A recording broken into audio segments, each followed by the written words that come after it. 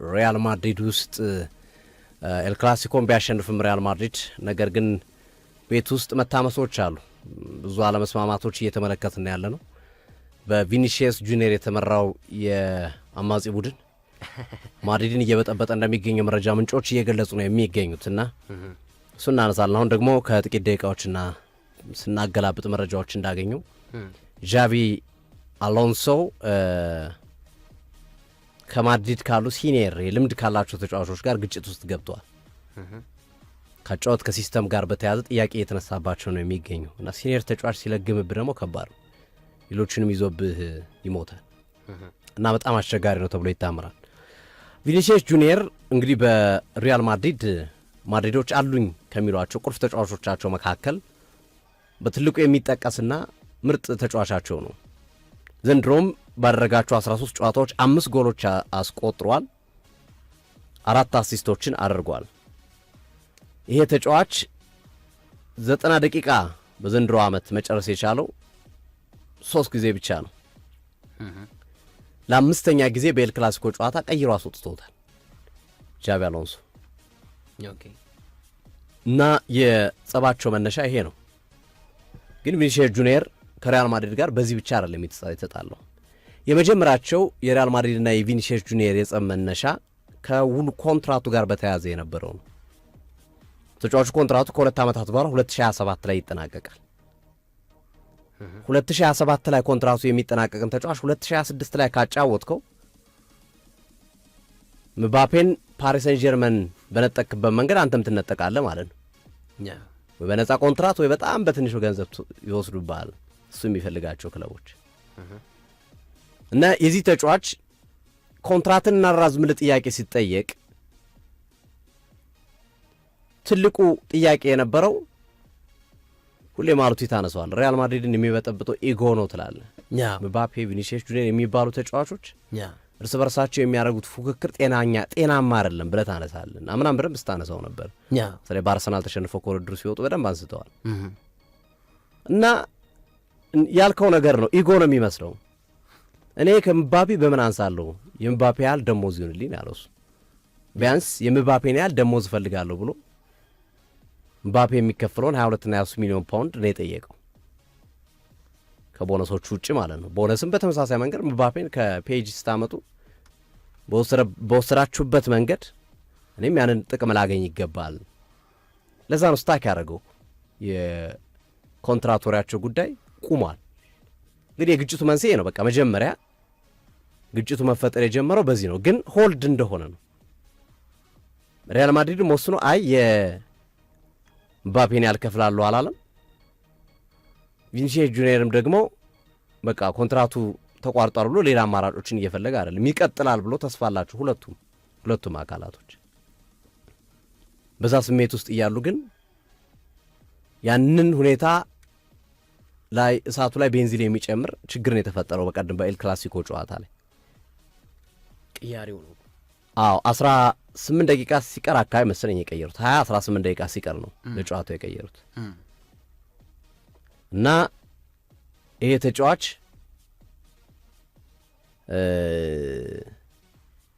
መጀመሪያ የቦርዱ ሲነሳ ቁጥሩን ከተመለከተ በኋላ በስተት ነው ወይ ነው ያለው። መጀመሪያ እኔን ነው በስተት ነው ይላል። ሜዳ ውስጥ ነው እኔን ነው በስተት ተሳስታችሁ ነው አለ።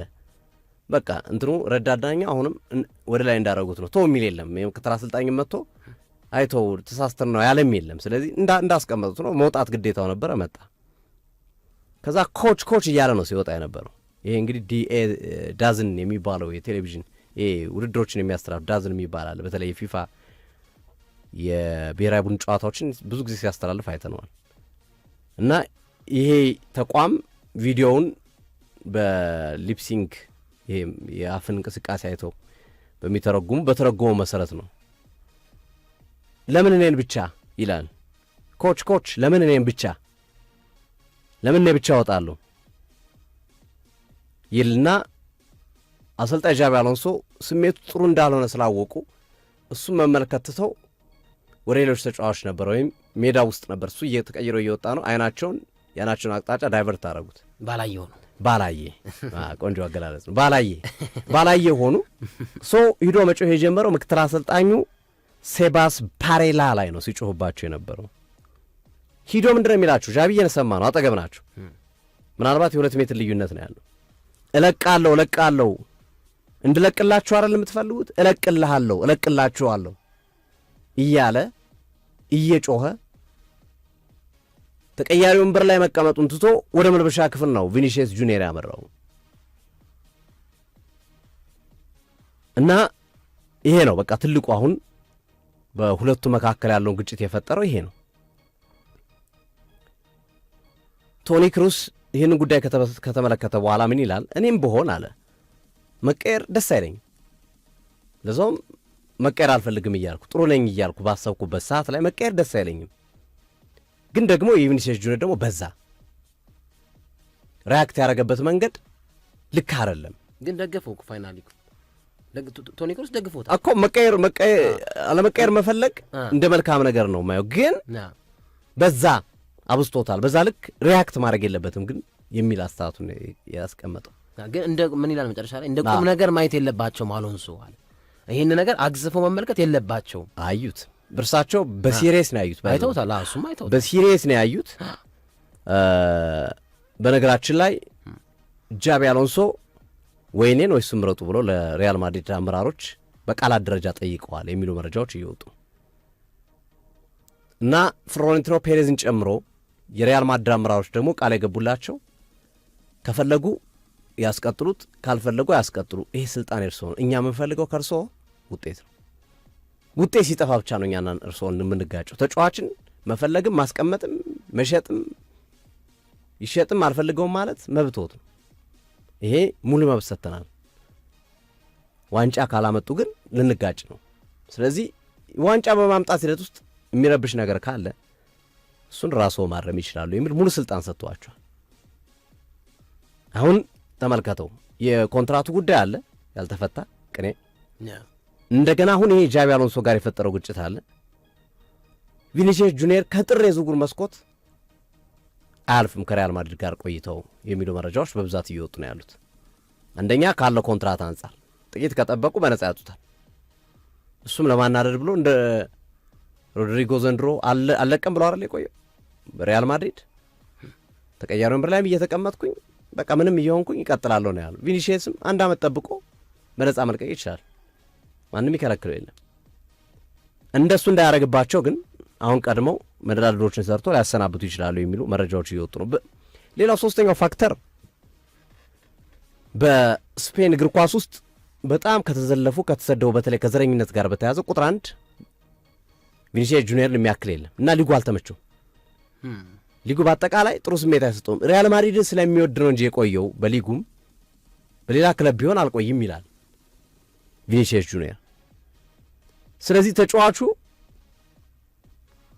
የዘረኝነት ስድብ ወደ ሌለባቸው ሊጎች ሄዶ መጫወት ይፈልጋል። ወደ እንግሊዝ ፕሪሚየር ሊግ፣ ወደ ሳውዲ ሊግ ሰሜልስ ብቻ ወደ ሆነ ቦታ ሄዶ መጫወት ይፈልጋል። ወደ ሳውዲ ሊግ ይሄዳል ተብሎ አይጠበቅም። ምክንያቱም ከእድሜው አንጻር 24 ዓመቱ ነው፣ ገና ነው እድሜው። 2018 ነው በነገራቸው ወደ ሪያል ማድሪድ የመጣው።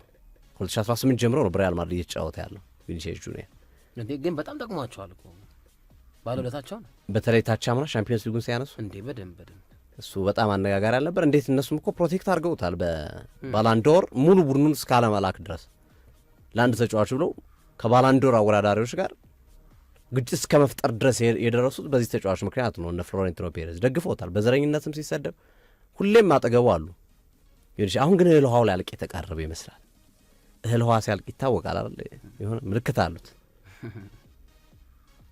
አንደኛ ኮንትራቱን አለማራዘሙ። ይህን አሁን ተመልከት። እነ ሳካ 3 ዓመት ምናምን እየቀራቸው ነው ኮንትራት እያራዘሙ ያሉ። እነ ሳሊባ ምናምን እያራዘሙ ያሉት እንደዛ ነው። ማያራዝም ተጫዋች ያስታውቃል። የሆነች ፖይንት አላት። 2 ዓመት ሲቀረው ካላራዘምክ ያንድ ተጫዋች ኮንትራት ከዛ በኋላ ጌሙ ወይም ጨዋታው የሚሆነው በተጫዋቹ ወኪል ነው። የተጫዋቹ ወኪል እንደፈለገ ማድረግ ይችላል። ያችን ጊዜ መጠቀም አለብን። ሪያል ማድሪድ አሁን ጥቂት ወራቶች አሉት ያንን ጊዜ ለመጠቀም አይመስለኝም። ማድሪድ ራሱ አልፈለግም።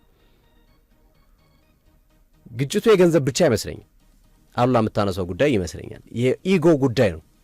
በቃ ከክሊያን ምባፔና ከቪኒሲየስ ጁኒየር አንድ መምረጥ እንዳለባቸውና አንድ 9 ቁጥር ማምጣት እንዳለበት ሪያል ማድሪድ ያምናል።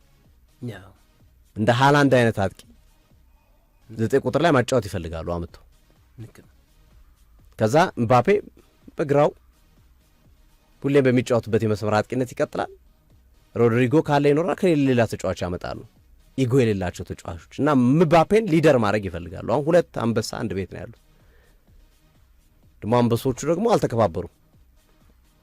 እኔ እበልጣለሁ የሚል ስሜት አላቸው። ይሄም በደሞዝ ጥያቄ ጭምር የተረጋገጠ ነው። ግን ቪኒሲየስ ጁኒየር በሪያል ማድሪድ የመቀጠል እድሉ ጠባብ ነው። ራሱ ዣቢ አሎንሶስ ነው ጥያቄው። ዣቢ አሎንሶ ከ12 ጨዋታ 11ን አሸንፏል። ኤል ክላሲኮ አሸንፎላቸዋል። በአትሌቲኮ ማድሪድ ተሸንፏል። ግን ወንበሩን አስጠብቋል። ወንበሩን አስጠብቆ ያለ አሰልጣኝ ነው፣ ምንም ጥያቄ በሌለው መንገድ ማለት ነው። ግን በመለበሻ ክፍል ውስጥ እየተፈጠረው ያለው ችግር ግን ውሎ አድሮ ችግር እንዳያመጣ ከፍተኛ ስጋት አለ። ዣቢ አሎንሶ በጣም ሪጂድ ነው። ታክቲካሊ ፍሌክሲብል አይደለም። ለተጫዋቾች አይፈቅድላቸውም። በቃ አንተ እዚህ ቦታ ተነስተ እዚህ ቦታ አጥቃ ካለ እዚህ ቦታ ተነስተ እዚህ ቦታ ታጠቃለ። ባለ ቦታ ላይ ካልተገኘ ከባድ ጸብ ነው የሚፈጠረው። በጣም ሪጂድ ነው። በፍጹም አይፈቅድላቸውም ለተጫዋቾች። ካማቪንጋን ይህን ሁሉ ጊዜ ያስቀመጠው በዚህ ምክንያት ነው። ፌርላን ሜንዲን የማይፈልገው ታክቲካሊ ስለማይታዘዙ ነው። ካሬራስ ፌርላን ሜንዲን ያስቀመጠበት አንደኛው ምክንያት በቃ ታክቲካሊ ስለተመቻቸው ነው። ለዣቢ አሎንሶ በሚፈልጉት ቦታ በሚፈልጉት እንቅስቃሴ ስለሚሳተፍላቸው በዚህ መሃል አሁን ሲኒየር ተጫዋቾች አኮረፉ። ጁድ ቤሊንጋምን ጨምሮ ካማቪንጋ፣ ሮድሪጎ እና መሰል ተጫዋቾች አኩርፈዋል። በቃ ሲስተማችሁ እሱ እንኳን ያው ሲኒየር ስላልሆነ ሲኒየር አይደለም፣ ያው ግን ኩርፊያ አለ። በቃ በሪያል ማድሪድ ቤት ውስጥ ይሄ እንደ እሳተ ገሞራ ሊፈነዳ የተዘጋጀ ነገር ግን ያልፈነዳ ጉምጉምታ አለ ውስጥ ነው። አሁን አርሰናል ቤት ውስጥ ተመልከት፣ ብዙ ተጫዋቾች አሉ በየቦታቸው አይደል፣ ግን ያን ያህል ጉምጉምታ የለም። እንደዚህ ከሌለ ምን አልተሰለፍኩም ምን ምናምን የሚል የለም። ሁሉም ሰጥለጥ ብሎ ነው የሚጫወቱ። ግባ ሲባል ይገባል፣ ውጣ ሲባል ይወጣል። ሪያል ማድሪድ ቤት ውስጥ ግን ኢቨን ባርሴሎና ቤት ውስጥ በእርግጥ አሁን ጉዳን ላይ የተወሰኑ ተጫዋቾች ስላሉት ሊሆን ይችላል፣ ግን የመጀመሪያዎቹ ሳምንታት እኮ ሁሉም ነበሩ። እነ ራፊኒያም ማለት ምናምን ነበሩ፣ ጥያቄ አልነበረም። ሁሉም የተሰጠው ሚና ነበር ይዞ የሚወጣው። አሁን ሪያል ማድሪዶች ቤት ውስጥ ግን ተመልከት፣ ፌርላን ሜንዲ እያለ ካሬራስ ነው እድል የሚሰጠው። አንቶኒ ሩዲገር እያለ ዲያን ሂውሴን ነው እድል የሚሰጠው። ካማቪንጋ እያለ አርዳ ጉለር ነው እድል የሚሰጠው። ሮድሪጎ እያለ ማስታንቱኖ ነው የሚጫወተው። እና ዣቢ አሎንሶ ምርጫቸው ተገላቢጥ ሲኒየር ተጫዋቾችን ትተው ጁኒየር ተጫዋቾችን መረጡ። ይሄ ደግሞ ውስጥ ቤቱ ውስጥ ላይ ከባድ ችግር ፈጥሯል። አመራርጣቸው የሲስተማቸው ጉዳይና ሲኒየር ተጫዋቾች አኩርፈውባቸዋል። ሲኒየር ተጫዋች ካኮረፈብህ ደግሞ ከባድ ነው፣ ጊዜ ላይ ኖሩ ይችላል አሉት። ይጨምርበትና ወደ አጫጭር ስፖርታዊ መረጃዎች እናምራ። ያው አብዛኞቹ ነጥቦች ሶፊ አንስታቸዋል። እኔ ጋ ያሉትን ሀሳቦች ነው አንተም ያቀረብከውና ማለት ያው አንተን ይባላል አንድ ተረት አለ አይደል፣ ሙት ይዞ ይሞታል ይባላል አይደል። እና ቪኒሲየስ ጁኒየርም ቢለቅ ራሱ ለቆ ብቻ የሚቀር አይመስለኝም። ለዣቢ አሎንሶ ምሳት ትቶባቸው ነው የሚሄደው የሚል እምነት አለ፣ ከለቀቀም ማለት ነው። እና ሁለቱም ቦታቸውን ሊያጡ፣ ቪኒሲየስም በእሳቸው ምክንያት ሊያጣ ይችላል። እሳቸው ዣቢ አሎንሶ ደግሞ አሁን ባልኳቸው ምክንያቶች ብዙ በማድሪድ ቆይታቸው ጥሩ ላይሆን ይችላል፣ ወይም ቆይታቸው ረጅም ላይሆን ይችላል። ያው ሶፊዬ አብዛኞቹ ነጥቦች ተነስተዋል። ግን አንድ ምንድን ነው እንደ መሰረታዊ ነጥብ ማንሳት እንፈልገው ነገር የዘመኑ እግር ኳስ አሁን በቀደመ ጊዜ ላይ እግር ኳስ እነ ቤካም እኮ በነ ሰር አሌክዛንደር ቻትማን ፈርጉሰን በታኬታ ተመትተዋል። እነ ሮኒ ብዙ ነገር ደርሶባቸዋል፣ ተቆጥተዋል። የነ ፈርጉሰንን ቁጣ ፈርተው እሺ አለቃችን ሰር አሌክዛንደር ቻትማን ፈርጉሰን እያሉ እነ ኤቭራ እኮ ኤቭራን ታሪክ እኮ በሌላ ፕሮግራማችን ላይ እናነሰዋለን። ልጅ ወልዶ እኮ ልጅን አታይም፣ ለዛውም ለፍሬንድሊ ማች እኮ በአሰልጣኝ ትእዛዝ እኮ ክለብን ጆይን ሲያደርጉ ተመልክተናል። ግን የዘመኑ እግር ኳስ ደግሞ አሁን ቴክኖሎጂካሊም አሁን እነ ሜንስትሪም ሚዲያዎች እኮ ሙቭ አድርገዋል አይደል፣ ወደ ዲጂታል ሚዲያዎች ቲክታክ፣ ዩቲዩብ ሙቭ ተደርገዋል አይደል። አሁንም የዘመኑ እግር ኳስ እኔ አሰልጣኝ የሚከበርበት ጊዜ አልፎ አሁን ተጫዋች የበላይ የሆነበት ጊዜ የመጣ ይመስለኛል። ይሄንን በሀገራችንም ስፖርት ነው መናገር እንፈልግ፣ በሀገራችንም በሴቱም በወንዱም ኢቨን በአትሌቶችም እነ ወልደ መስቀል ኮስትሬን የምናከብርበትን አይነት መንገድ አሁን ማናጀሮችና አሰልጣኞች እናከብራለን። አይ ዶንት ቲንክ ሶ። ፌዴሬሽኖች ይከበራሉ። አይ ዶንት ቲንክ ሶ።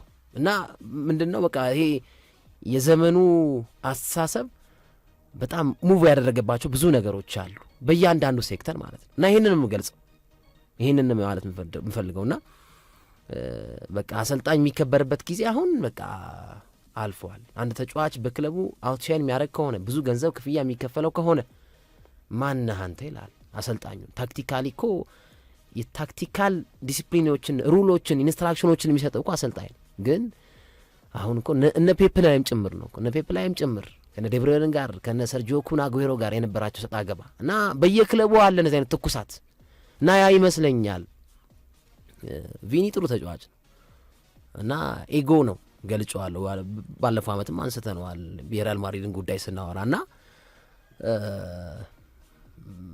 ቅያሪው አንዳንድ ስሜት ላይ ሊያደርግ ይችላል። አሁን ቅያሪው 18-20 ደቂቃ ሲቀረው ነው የተቀየረው እና እኔን ነው እንዴ ያ ማለት ምን መሰል አሁን የውጤት ማርጅኑም አልሰፋም። አሁን እኔ በቪኒ በኩልም የምረዳው ነገር አለ። የውጤት ማርጅኑ አሁን 4-1 3-0 በቃ አሳክቸዋለሁ የምትለው ድል ቢሆን ኖሮ ኦኬ አይ አክሴፕት ኢት። ግን ይሆናል አይደል 7 ቁጥር ለባሽ 10 ቁጥር ለባሽ በክለብ ውስጥ አይነኬ የምትላቸው ናቸው። ለዛውም ኤል ክላሲኮ ላይ እና የቪኒም ስሜት ይገባኛል። እኔ የቪኒም ስሜት ይህን ያህል ሊጋነን አይገባም ከሚሉት ወገን ነኝ። ግን ስለበዛ ይመስለኛል ተደጋጋሚ በጣም ብዙ ነገሮች ስለመጡበት ይመስለኛልና ይህንን ነው ማንሳት የምፈልገው ሶፊዬ።